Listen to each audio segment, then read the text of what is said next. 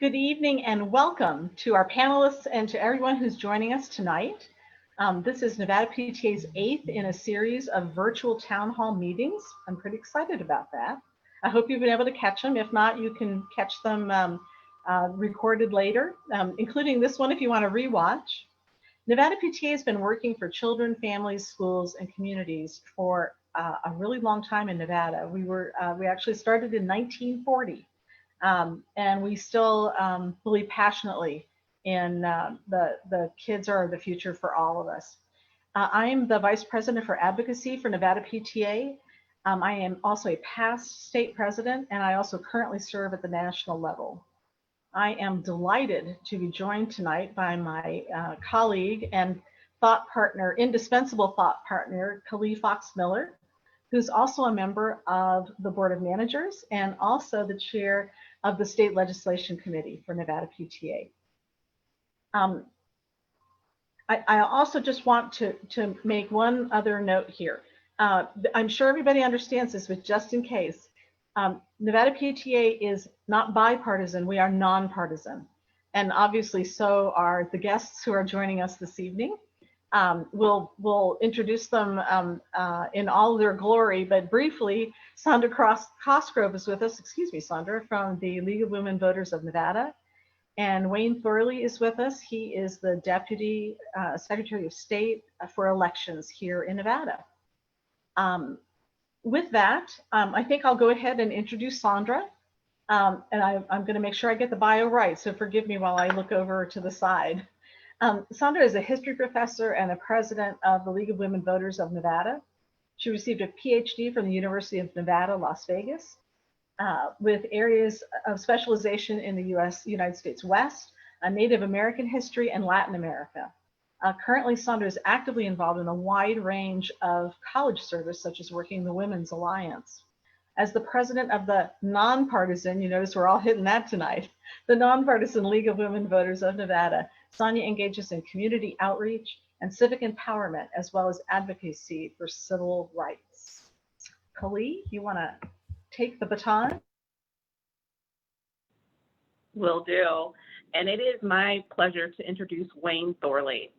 Wayne is the appointed Deputy Secretary of State for Elections, and he is responsible for administering the state's election process, including enforcing state and federal election laws here in the state of Nevada.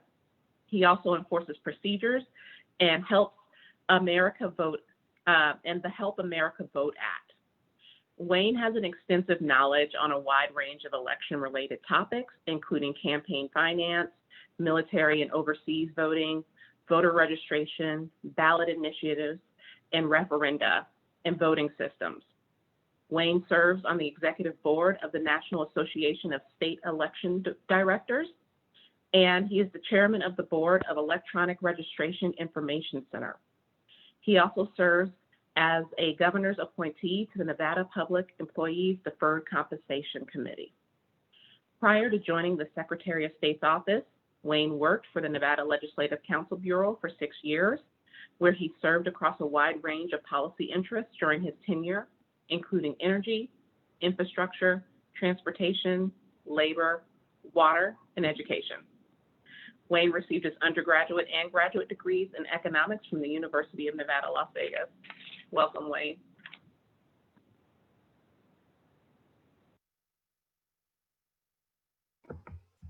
Wayne, did you want to go ahead and make some preliminary remarks?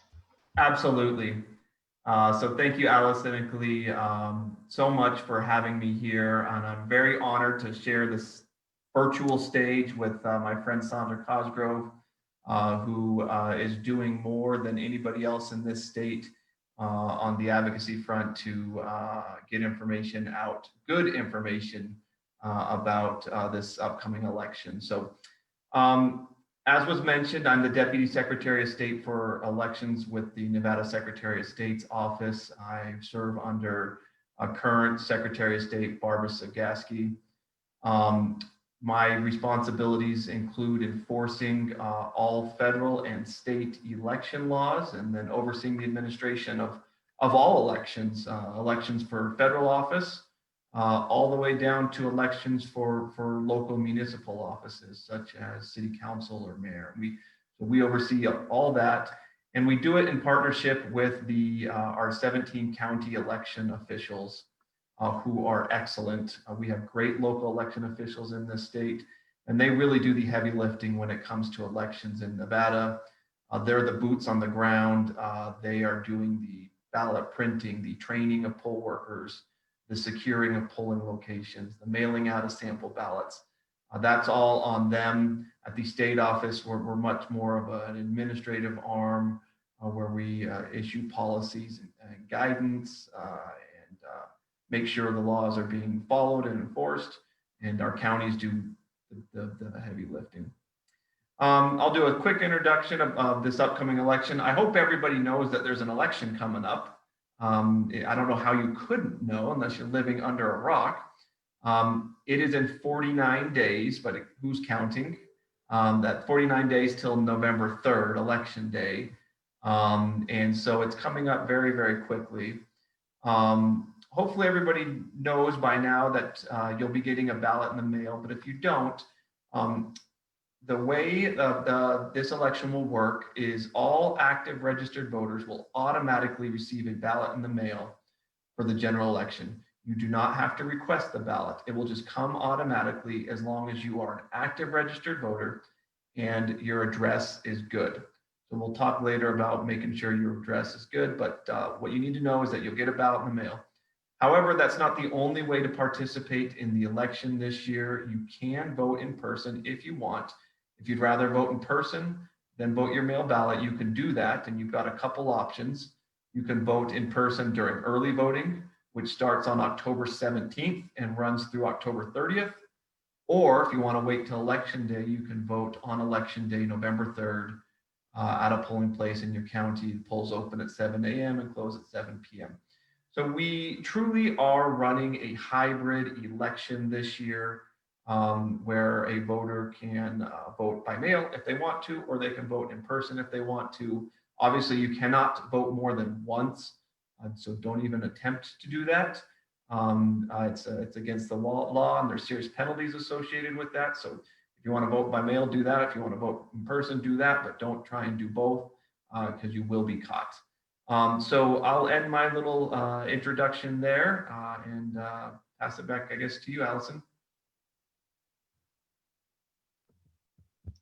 Thanks so much. I'm going to go ahead and ask you to hit kind of another big issue that has arisen, I think, within the last week or so. I think in an effort to help, the United States Postal Service has muddied the waters a little bit, because it appears that a postcard was sent to just about everybody in the state of Nevada, walking them through a process that unfortunately is not the process that we follow here in Nevada. So is there an effort to correct that information, or how? I realize this is just adding to what you guys are already trying to deal with for the next 49 days, but how are you addressing that issue? Sure. So I want to start off by saying we work closely with the U.S. Postal Service, particularly our state and regional representatives.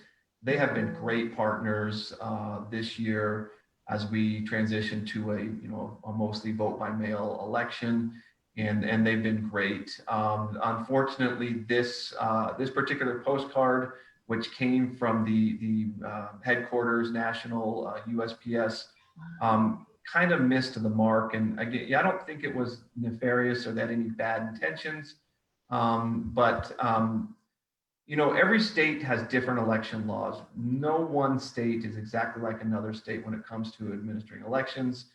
And so it's very difficult to do a generic or generally applicable information sheet that applies to all states. It's really hard to do without causing confusion. I think that's what happened here.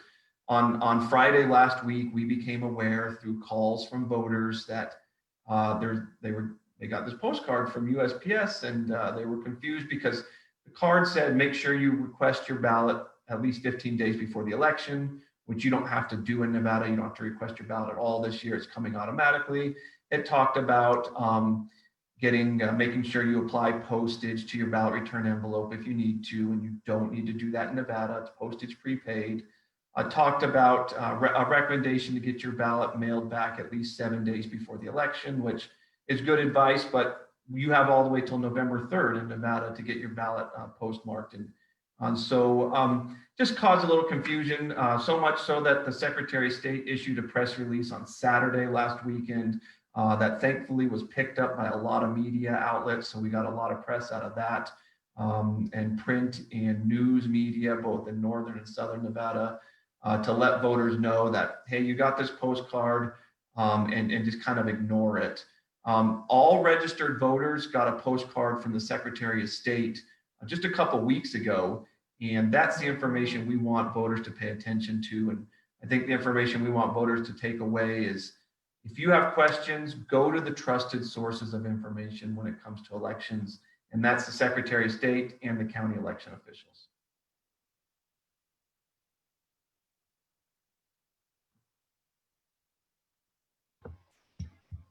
Khalil, I'm thinking that I might ask you to maybe sort of follow up on one side of that with Sondra on the state of information saturation. Not a problem. So Sondra, we live in an age of just information saturation. And it can be hard to know how to find balanced and nonpartisan information. Where can voters find nonpartisan information about candidates and races? I know one of the things that I've been asked about a lot is the judicial races. We have so many coming up in this election. Are there any sources that you would recommend? Thank you for that question, because that one's somebody asked me that question. I'm like, how much time do you have? So on the one hand, you're going to want to have nonpartisan information, especially when you're looking at the judiciary, so all the judges, because they're not like regular candidates. They're not going to have a platform. You know, you're not going to be able to go to the political party and say, what ideology do you align with? You're going to want somebody that's fair-minded. You're going to want somebody that's had experience. You're going to want to have somebody that's thoughtful. And so in normal times, I would always say, please go to events where the judicial candidates are going to be, because you're going to want to talk to them face to face. Obviously, that got a monkey wrench thrown into it. And so what the league has been doing is every Friday night from 6 until 7:30, we've been holding Zoom open houses with judicial candidates. Anybody can come to these, and the candidates show up. They put all their information in the chat. They talk about themselves. Last week, we talked about the school to prison pipeline. This week, we talk about what does it mean when a court case is appealed, and we're going to have one of our appellate judges on there. And so there's opportunities where different organizations are maybe having an open house or a forum. You really should listen to the candidate, because they'll try to explain to you what they would do in that office. And that would be the way I would approach the judicial candidates, as opposed to, you know, me and Wayne trying to figure out what's the difference between a district court judge and an appellate judge. You know, we could spend time looking that up, but it's much easier to go to a forum and have them explain it to you. So even though we're on lockdown, there's lots of organizations that are holding those type of meetings. Now, as far as nonpartisan information on other candidates, I don't know if you necessarily have to have partisan information on partisan candidates. A Democratic candidate is going to align with the Democratic Party. You're going to want to see, has the party endorsed them?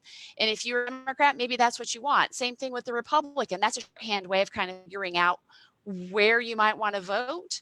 But from there, you might want to look at individual issues. Go to the candidate's website, go to their Facebook page, see if they're doing Zoom chats. The unfortunate thing is this takes a lot of time and effort. And so democracy is not something that can be done shorthand. It's not something that can be done fast. But as I tell people when we're on our open houses with the judicial candidates, you might not think you're ever going to be in a courtroom. You're going to be in a courtroom eventually, because it's covers so many parts of our lives. Take some time now while we're all home staring at each other, staring at screens. Now would be a good time to watch some recordings, do some research, maybe go to some Zoom meetings. Okay, well, that gives me a segue, I think. This one maybe is to both of you, I guess. You can take turns on it, but The other issue certainly that we're seeing across Nevada on multiple fronts, and certainly in education among them, but not everybody has devices sufficient to do that kind of thing, nor do they have access to the internet. I was entranced by some of the suggestions about having children sit in parking lots in public libraries, for example, or coffee shops, so that they can do their schoolwork. And of course, people don't stop to think that it's still 100 degrees outside here in Nevada. But when we talk about, well, how do we reach out effectively to the folks who aren't that connected and don't have access to those kinds of things, what do we do for them? Well, I mean, I've had people who have called the League of Women Voters, and oftentimes I'll ask them, are you calling me on a smartphone? And a lot of times they are, because their families feel safer with their mom and dad having a smartphone. And fortunately, like Wayne has put up a page on the Secretary of State's office that doesn't have a lot of bells, whistles, and things people need to click on. It's just the facts, ma'am. And so I would say, okay, the Secretary of State has this website, the Clark County Election Department has this website, and I would give them the way to be able to just Google it. And the average person, and I have to say this as the president of the League of Women Voters, I live in the best state when it comes to election officials. The people at the Secretary of State's office, our county registrars and clerk, they are the best people on the face of the planet. And the problem I have right now is I can't hug them. So I hug them a lot when I see them, because literally we have no problems in the state when it comes to where's this information, how am I going to get it? I mean, I promise you, if after this meeting I called Wayne on the phone and said, Wayne, I've got this person and they need some help, could you print this off and send it to them? He would say it would be out tomorrow morning. I promise you it would be. All right. Wayne, before I go into my next question, I actually have a question that showed up in the chat that I thought would help a lot of people. And basically, we have someone who is watching who they just bought a home. The home won't be ready until 1 to 2 months from now. That'll be right before the election. They are staying with their in-laws and having their mail forwarded. Do they need to change their voter registration? And if so, what do they do? Do they change it to the in-laws address? Do they change it to the home that they're expecting to move into? They have no clue how to register properly. So that's a great question, and there are lots of individuals who fall in similar circumstances because, of course, we don't just all hit the pause button when it's election time and just stay in one place. Life happens and people are always moving. So excellent question. So a couple of things to be aware of, and I don't know if this this example, the person is new to Nevada or just an existing Nevada resident and in a temporary location until their new house is done. But for new Nevada residents, it is important to get registered to vote as soon as you can. If you're not registered to vote by October 15th, then you will not get a ballot in the mail. No, October 15th isn't the last day you have to register to vote. You can still register to vote after October 15th. You'll just have to vote in person. So if possible, get registered to vote by October 15th and you'll get a ballot in the mail. The absolute best way to register to vote in this state is online voter registration. And that website is registertovotnv.gov. So again, that's register, the word to, TONV.gov, or registertovotnv.gov. And you can update your address right there. So to address this particular situation, if they're concerned that they're going to be moving into this new residence right around the time of the election, it's probably best for them to register to vote at their temporary residence where they're at right now. As long as they meet the eligibility requirements, which is 30 days in Nevada and 10 days, at least 10 days in their precinct or county where they're at. As long as they meet those requirements, they can register to vote at that residence. And because the reason I say that is ballots are going to be going out very quickly. It varies a little bit by county, but generally speaking, Nevadans can expect that their ballot will be put in the mail in late September or early October. So in just a couple of weeks, ballots are going to be going out in the mail. So if their home isn't supposed to be ready for another month or so, probably best to get registered to vote at the address where they currently reside so that their mail gets to them. Mail ballots cannot be forwarded. That's a state law. There is a prohibition on the post office forwarding mail ballots.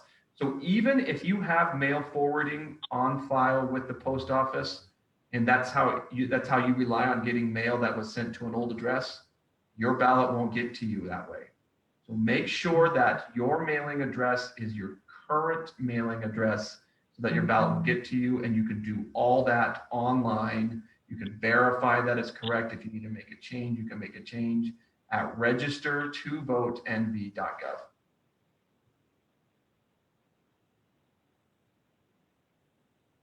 Thank you. I think that was very informative. And I know that that's going to clear up a lot of questions for a lot of people, because I often hear that question, and honestly, it is a hard one to answer. All right, so getting back to our other questions, you just spoke about the last day to get your mail-in ballot. What is the last day period to register to vote? So the last day period to register to vote is November 3rd, Election Day.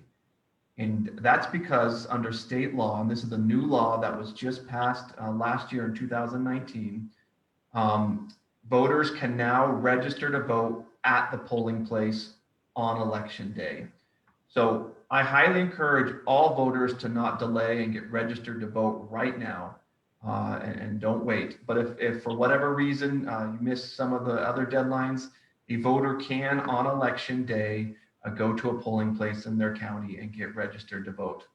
One thing to remember, if you're going to take advantage of what we call same-day voter registration, you'll have to present a valid Nevada driver's license or ID card issued by the Nevada DMV. That's required for same-day registration. That is the absolute last day to register to vote is November 3rd. You can register to vote in person at any polling place during early voting also. So you have those 14 days to get registered to vote. And online voter registration runs through October 29th. So you can get registered to vote online too, up to really close to Election Day. So lots of options to register to vote. They all have somewhat different deadlines, which can get confusing, which is why I tell everybody, just don't wait, get registered to vote today, and that way you'll ensure you'll get your ballot. Well, that's really impressive. I mean, the range of options and being able to register up until Election Day itself is pretty, I'd say that's about as far as you guys can lean backwards to try to make sure that everybody who wants to vote can vote. So actually, that gives me a great segue. I'm going to change gears just a little bit here, and so I'll tell you first that my personal rule of thumb runs like this: no voting, no whining. If you don't participate, I'm not interested in listening to your opinions about the result or the eventual person who takes office until the next election cycle for that office, right? But at the same time, how do we get more people to engage in this process? I think we've all heard, well, I'm only one vote, it doesn't count. And I'm sure, like everybody else who's here with us this evening, I've told those people, do you know how many races come down to a handful of votes? But absent that, how do we get more people to engage in the process? Well, fortunately, in the state of Nevada, we're almost like a petri dish when it comes to that issue, because in a lot of other states, you don't have the best election officials in the state or in the country working to make sure you can get your right to vote and making sure everything is as easy as possible and that you've got multiple opportunities. And so I can literally say in Nevada that if people aren't voting, it's not because the Secretary of State is not doing her job or they're doing stellar work to make sure it is as easy as possible for people to register and go cast that ballot. Yet we still end up with elections with lower turnout. We still have elections where people say, I don't want to vote. And so here, it's got to be something else that's causing people not to register and not to vote. So when I'm doing voter registration, hear that. My vote doesn't count. Nothing ever changes. I ask them, so when you voted, then what did you do? So you vote, you cast your ballot, then what? And they're like, well, what do you mean? And I think that we need to be better at talking about engagement after you vote. So we've got a legislative session, we've got school board meeting, we've got, all kinds of things that are happening that you still need to be engaged in, where you need to go and provide testimony, or you need to write something up or share with your neighbor what was going on, because you have to hold people accountable. If somebody said, I'm running for office, I'm going to do X, Y, and Z, okay, make sure they do that. Show up, show up to do public testimony. Go on their Facebook page, go to the meetings and say, hey, I'm a constituent. You said you were going to do this. When's it going to get done? Because if not, who's going to hold them accountable? And again, I know how busy people are. I know how, it can seem like it's just one extra thing on your plate, but we all want things to be better. We all want things to be fixed. So it's something that you build in and you need to start doing, because I hear the same thing, Alison. Wayne, I don't know if that's totally in your bailiwick, but do you have anything to offer on that? Yeah, getting voters engaged is an important part of what we do. We try and make it as easy as possible to vote while still making sure it's a secure process. We have to balance kind of those access and security issues to make sure voters have confidence in the vote, but also have adequate access to the polling place. Early voting has been very successful in this state. Since it was implemented in the early 90s, every year it just becomes more and more popular. That the last presidential election in 2016, nearly 2/3 of all ballots that were cast during the early voting period. So early voting is very popular. It's convenient. The counties have done an excellent job placing early voting locations in places where voters regularly go anyway. So there's shopping centers, grocery stores, libraries. In certain counties like Clark County, they even have pop-up tents that they can set up early voting locations anywhere there's a hard surface, and they can move around the valley and make sure they're hitting community centers and other places. So I think that helps in making it very convenient. And while you're stopping by the grocery store to get some milk, why not cast my ballot too? And Wayne, just a follow-up question to that. When does early voting officially start for our audience? Sure. Early voting starts on Saturday, October 17th. So that is 32 days from today, but who's counting? And then it runs for 14 days until Friday, October 30th. So during those 14 days, any voter in the county can go to any early voting site in that county and can vote in person if they want to. Awesome. And I'm actually going to follow up with a question for you, Wayne. I know that there's a lot of, well, let's be honest, there's always fear of change, right? When something is new, we tend to distrust it just a little bit and question if it's going to work. What are some of the safety precautions that we are taking in this election to secure a fair and accurate election on the Secretary of State and throughout Nevada? So that is a great question, and you're absolutely right. Change can cause fear just because it's different and somewhat unknown. But what voters really should understand is even though you may be voting by mail for the first time this year, mail-in voting is not new in Nevada. We've been doing it for a long time.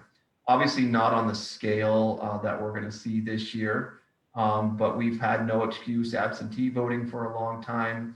We've had mailing precincts for a long time. So the processes and procedures necessary to make sure voting by mail is safe and secure are already in place, and they've been in place for a long time because we've been doing this for a long time. One of the most important security features we have when it comes to voting by mail is the ballot return envelope and the requirement that the voters sign their ballot return envelope. Every mail ballot package comes with a ballot return envelope that's postage prepaid, and the voter must use that envelope to return their ballot. If they're returning it by mail, or even if they're dropping it off in person at a ballot drop-off location, they have to put their ballot in that ballot return envelope, and then they must sign it.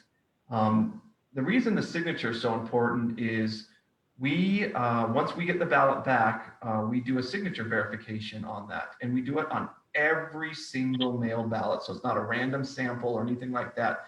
Every single mail ballot that comes back goes through signature verification, where the counties will check the signature that the voter signed on the ballot return envelope against the signature they have on file for the voter. And it's not just one signature they have on file for the voter. The counties have lots of signatures on file for every voter, because every time the voter signs something, they capture it and save it. And so they'll compare it against those signatures and looking for a match. Now, if there's not a match, if the signature does not match, or if the voter simply forgets to sign their ballot return envelope, that's not the end of the story. The voter will be contacted by the county and given an opportunity to engage in what's called signature cure. And what that means is simply it's an opportunity to confirm that it was actually you, the voter, who voted that ballot, and so your ballot will be counted. So the reason that's important is a random person can't just pick a discarded ballot up off a street and vote that ballot because their signature would not match the signature we have on file for that voter. So even if somebody were to come across the ballot through illegitimate means, they couldn't vote that ballot in addition to theirs, because we'd be looking for the voter's signature and not the other person's signature. Other important security features are the actual ballot themselves. The ballot itself is printed on specialized paper using specialized printing machines. A voter couldn't just run their ballot through a copy machine 3 times and then vote more than one ballot. You can't return more than one ballot in a ballot return envelope, or they'll all be rejected. So make sure it's only one ballot per envelope. And you can't, if someone made a copy and it went through our scanners, we would know right away that it was a copy because of the timing marks. It's just very sensitive. And matter of fact, it's so precise and sensitive that when the counties need to print an extra ballot to send out a replacement to somebody who may have lost theirs, they have what's called ballot on demand printer. They can't just go to any office printer and print it. It has to be the specialized printer. So those are some of the important security features we have in place, and voters should definitely feel confident that if they vote by mail, that their ballot will be counted as cast. Wow, that's wonderful. I could tell you hit several things that I've seen reported widely about potential, ways that people can kind of rig the system. And clearly that there are stop gaps put in place for each of those things, and that's wonderful. It kind of brings me to another question that we also have gotten on our live Facebook feed as well. And I bet you've heard this one a few times, but what is the expectation of when election results will be available? What does that look like? And what I think one of our missions in this process and doing this town hall is to try to get out some solid factual information about what people's expectations should be. Thanks, Alison. That's a great question. And so there's a lot of variables that come into play here and a lot of them are unknown at this point. I'm going to have to draw on our experience from the primary election because the primary election we did in June of this year was mostly vote by mail. And so I anticipate the election results reporting for the general election will be very similar. It takes a little longer to count mail ballots than it does to count ballots that are cast on a voting machine. And just the reason is you have to go open the envelope, go through ballot deconstruction where you just pull everything out. And then you got to run them through the scanners. And then if there's any issue with the ballot that the scanner can't read it, then you've got to go to the duplication board or the adjudication board. So there's a little bit of a process in place. And if a lot of people wait until right around election day to mail their ballots in, it'll take the counties several days to work through those. So the way election night results reporting will work is once the polls close on election night, we will release all the results we have until that point. And I don't know what percentage of ballots that will include because it's going to be very dependent on the mix of voting, how many people choose to vote in person versus vote by mail. The in-person results we can report really quickly. Like I said, the mail ones will take a little bit longer. It also depends on how many people vote their mail ballot early as opposed to voting their mail ballot very close to the election.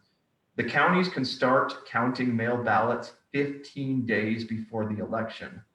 So if you get your ballot in early, they can count your ballot early.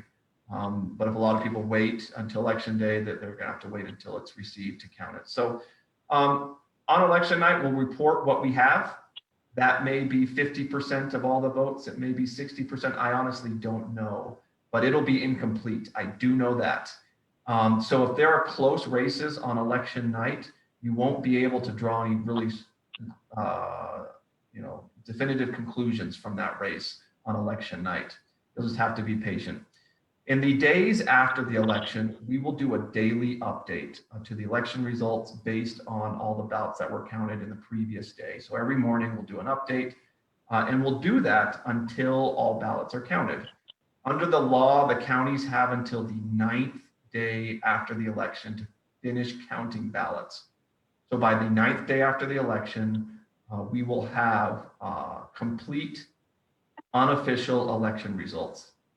And then on the 13th day after the election is when the counties have to perform their canvass, and that's when election results become official. So definitely want to caution voters to if there's a close race, don't jump to any conclusions. Changing election results after election day are not evidence of fraud. It's simply the process working out as it's supposed to. Ballots can be received up to 7 days after the election. As long as they're postmarked by election day, the post office has up until 7 days to get that to the county. So counties will be counting ballots, and these aren't ballots, newly cast ballots that were cast after election day. They're ballots that were cast by election day. They're just now getting to counting them because they were received. So, and that's all on our facts versus myths document that's on our website, where voters can kind of debunk some of the myths that they've heard. And one of them is about changing election results after election night. It's just the process working its way out. Voters should be patient. In the primary election, we saw two fairly high-profile elections where the person who was ahead on election night ended up losing the contest once all the ballots were counted.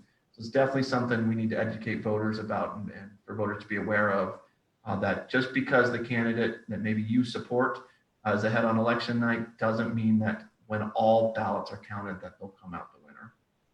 Wayne, if I can just interject quickly here to clarify one thing. So when you say that on election night, you'll report what you have been able to count by that time. I can't even speak anymore, man.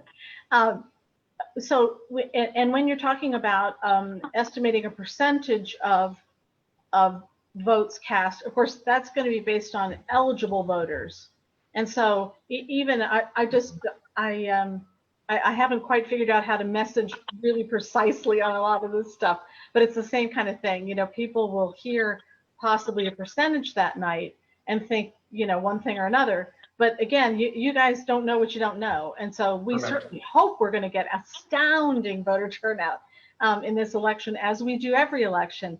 But you guys don't have any way to know that. So you'll report what you do know, and you can report it as a function or as a percentage of, you know, possible ballots. But that's all you guys can do. Do I have that right? Yes, that's correct. So, like I said, there's a lot of variables that are going to come into play here, and many of them are going to be unknown until the kind of the very last moment. The universe of eligible voters is known, but as much as we hope everybody votes, we know not everybody's going to vote. And so I don't know what turnout's going to end up being. I don't know how many ballots will end up being cast. So you're absolutely right. It'll be difficult for us to say on election night that, oh, we have 20% of ballots remaining to be counted. Because we don't know, because they won't all have come in yet at that time. So yeah, it's going to be. This is why we need voters to be patient, and particularly if any of the races are close. Voters are just going to have to be patient, and you know, we'll count the ballots as quickly as we can, but we also want to make sure it's an accurate counting process and that everyone's ballots are counted, and that takes a little bit of time. And I certainly have every confidence that I know Kali and I are completely dedicated, as Rebecca is, our state president. I know Sondra and her organization and many other organizations are really dedicated to making sure that we're getting out, you know, precise messaging, and that we will continue to do that and do that even on election night, to say, you know, just, you know, everybody please bear in mind what the parameters are here. And so these are, I'm sorry? Wayne, tell people how they can check to see if their ballot has been received and counted. Absolutely, and thanks for the reminder, Sondra. So a lot of voters are very anxious because they're voting by mail is new to them, and when they vote in person, they have kind of that confidence that their ballot's being cast because they're right there. But when they vote by mail, it's a little bit of the process isn't right there playing out in front of them. So if the voters go to the Secretary of State's website and go to the voter search function there, they can log in using their name and birth date and driver's license number or last four social, and it'll pull up your voting record. And you can see all sorts of neat stuff about your record. You can confirm that your address is correct. You can see your party affiliation, precinct number. You can see your sample ballot, find a polling location. There's all sorts of great stuff. But one thing you can also do is check your vote history, and there voters can see if their ballot was received and if their ballot was counted. And if you're missing vote history there, if it doesn't say anything, then your ballot has not been received or counted yet. But if it has, it'll show up right there. And so yeah, definitely opportunities for voters to have some kind of have eyes on where their ballot's at in the process. I actually have a question, and either one of you can answer this. We know that a ton of work goes into an election pre-election, but I don't want us to forget about the days of early voting, the day of the election. How can people get involved to volunteer and to help out so that we make sure that our election places are fully staffed and functional? Well, the awesome thing about Nevada is the volunteers get paid. So I'll let Wayne talk about poll workers. Yes, we every year it's a struggle to find poll workers, and this year with the pandemic, it's become even more difficult to find poll workers. Our poll workers skew older, so it's usually older individuals who work as poll workers, which makes sense. They're retired and may have a little bit more time on their hands to do something like being a poll worker. But we know older individuals are at higher risk of complications related to COVID-19. So definitely trying to get younger poll workers involved this year. If anybody is interested in becoming a poll worker, as Sondra mentioned, we call them volunteers, but we do pay them. It's not, you're not going to get rich being a poll worker, but we do pay our poll workers. And I know, unfortunately, with the unemployment situation where it's at, a lot of Nevadans find themselves out of work right now or underemployed. And so being poll worker is an opportunity to make a little bit of money and provide a great service to the state. Anybody who's interested in learning more about becoming a poll worker and what it entails as far as training requirements and hours of work and things like that, can go to workelections.com and click on Nevada and click on the county that they would like to work in, and they can get information about being a poll worker in their county. Just simply because the pay and the training requirements vary by county. So workelections.com, and go to your county and you'll get all the information. And if you want to sign up, there'll be a link there for how to sign up to be a poll worker. Yeah, I can imagine that's got to be quite a challenge in the current environment that we find ourselves in, for sure. Here's another question that we've heard, and we just want to make sure we're getting the best information out there. If I'm told I can't vote, obviously this would be an in-person. If I'm told I can't vote, what should I do? Who should I call? Are they saying why they're being told they can't vote? Or is that just a general question you've heard? Yeah, this isn't, obviously we're not voting right now, so it's not a live question, but this is a concern that we've heard expressed about what if I go to the polls and stand in line and then I'm told I cannot vote. And so it's a very hypothetical. Yeah. So it's a little tough to give a specific answer to that question without knowing exactly why they were told they couldn't vote. But I'll give a general answer. One thing all voters should be aware of is something called a provisional ballot. And a provisional ballot is a ballot that is given to voters when we, for whatever reason, can't, like, for example, find them on the voter rolls. So if a voter comes to a polling place and says, I'm here to vote, and we can't find them on the rolls for whatever reason, and of course we have same-day voter registration now, so even individuals who aren't on the rolls can get on the rolls by same-day registering to vote. But let's say they are not on the rolls and they can't same-day register, they do have the opportunity to cast a provisional ballot. A provisional ballot is just like a regular ballot in the sense that it has all the same contests. It's a full ballot.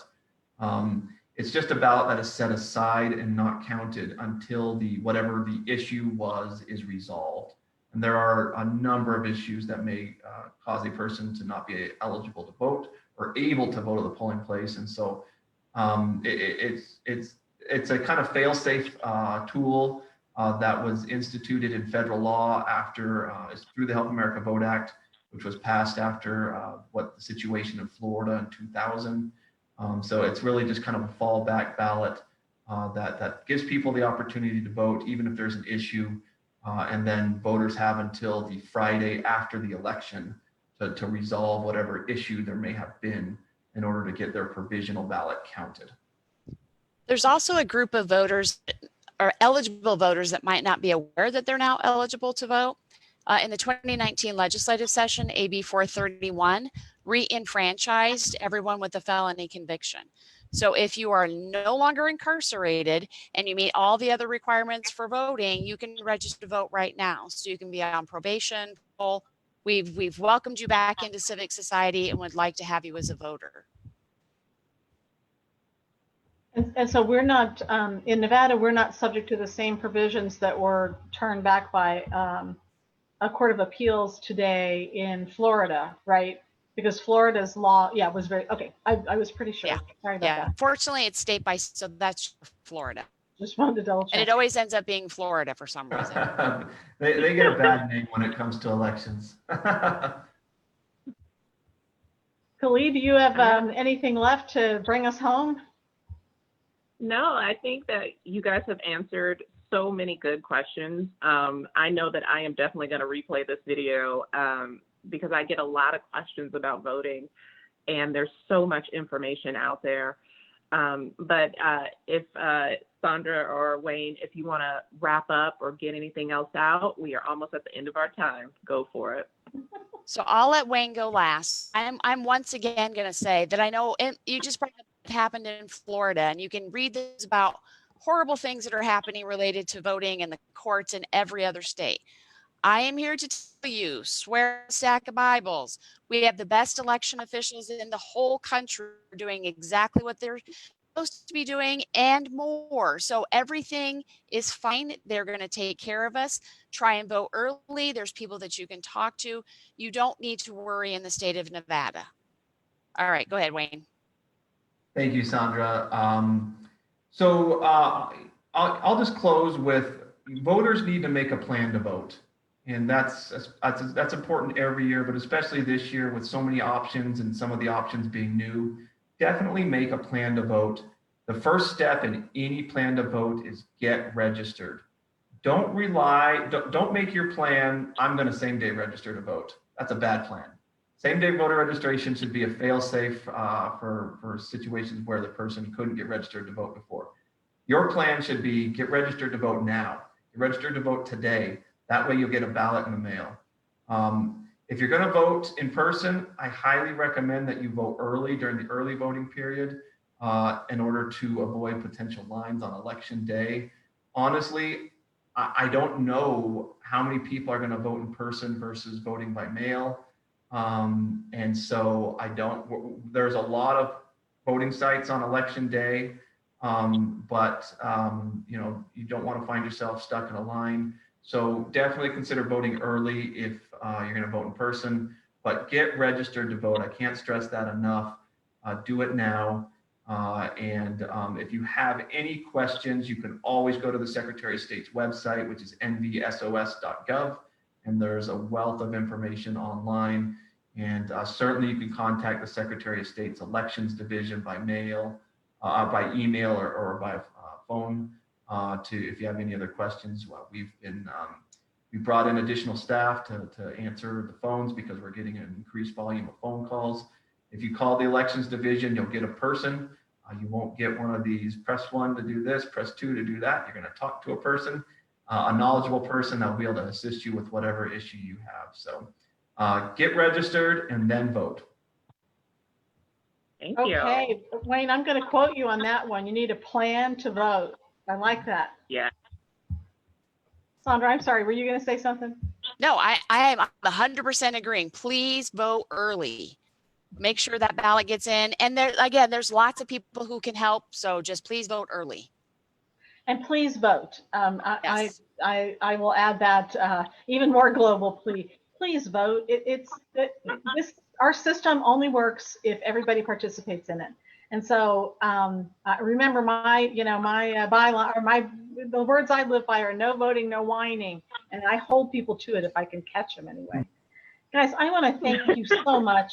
This has been just tremendous. Like Kali, I'll tell you what, I'll be watching the recording on this one for sure, because there was so much great information shared. Our deepest thanks to Sondra Cosgrove of the League of Women Voters of Nevada, and to Wayne Thorley, the Deputy Secretary of State for Elections here in Nevada. You guys have been amazing panelists. We appreciate you and all of the very hard work that you do so much. Thank you for making elections really work in the state of Nevada. Thank you for doing this. You're welcome. Yes, and thanks for having us on, and thanks for getting good, accurate information out about the election. Yes. I think Kali and I, we're committed, right, Kali? Yes, we are. Extremely. Okay, thank you again, guys. Appreciate you, and have a great evening. Thank you. Good night. Night.